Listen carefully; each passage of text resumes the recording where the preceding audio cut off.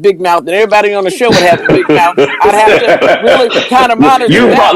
Look. All I'm going to say to you is that I just want 15% because your show is going to be purchased by Spotify, and for $200 million, your purchase would be the new the black female Joe Rogan. Okay. Listen, have you ever had an opportunity to speak one-on-one with Gloria Alred?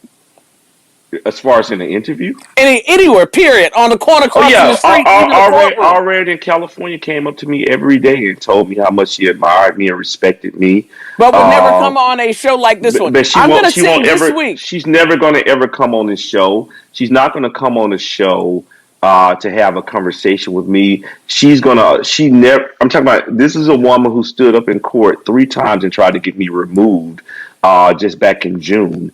Who first lied on me and said that I was talking to a reporter in front of jurors, and the white female reporter stood up to the judge, Judge Carlin, and said, "Judge, no, he didn't. He just walked by me and said hello." Second time she tried to get me removed, she told the judge, she stood up in court and said, "Andrew has called the women hoes in front of the jurors and sitting next to the alternates," because the courtroom was small. Yeah. And I said, I never did that. Okay. The judge called each person. Alred is not going to come on this show, but she does, I'm telling you, I want my 15%. All right.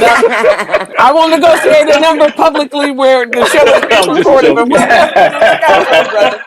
but for sure. Andrew, and I only because I want to wrap up the show. The information in the show has been so wonderful. Last thing, why make it solely about race?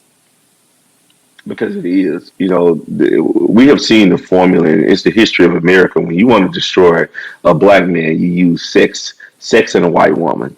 And that has always been the history of America, to go after black men. You parade white women out and then you sprinkle a little black pepper in and make it believable. And that's been the history of America. But I always tell everybody, Frankie, is that we cannot fight corruption. We have to fight and destroy corrupt people. And that's the goal, what I'm doing today, to highlight that. Because Mr. Cosby was a litmus test, and we do have that formula. We know what happened, and we know what they're going to do to George Foreman. I can tell you, they'll go file the lawsuit. Once they file the lawsuit, they'll start doing the publicity and they'll start doing the press conferences. The women won't say anything. They would just read a script. The formula is there. And then social media, because social media was created to take black people away from current events of the day, they just get the sound bite on social media and then they let that take fire. And the mainstream media latches on and it destroys the reputation. Nobody wants to touch the individual, and then they lose their endorsement deals. All right, great. I'll start with you, Attorney Burns, your closing comments. Frankie, with respect to just going back to the curfew issue, I really wish we could go back to a society where the village participated and was a part, and the village held a responsibility in the raising of the children in its neighborhoods. I also believe that I believe that the church is also another very important part of my childhood that is sorely missing today. And then with respect to the issue of sexual assault and all that's going on, I'll say it again. No person, male or female, deserves to be subjected to the unwanted sexual advances of another. However, there is a difference between rape and regret. All right. I thank you so much. Attorney Shaka Johnson.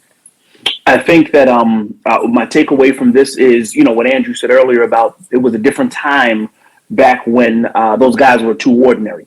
And I received that. I accept that is true. And so that means the Chris Browns and the Trey Songz and those folks from this modern day era, I think and listen, let me be clear about this, Frankie. I am no celebrity. I'm just a guy who knows a couple of people. But even little old me, like, you have to be mindful. Even Andrew, he's recognized at the lunch counter by a gentleman who's, serving. We have to behave ourselves. And that is not that's not a subjective term, right? Because that's what got Cuba Gooding and a whole bunch of others jammed up. I'm talking about, it's an objective term.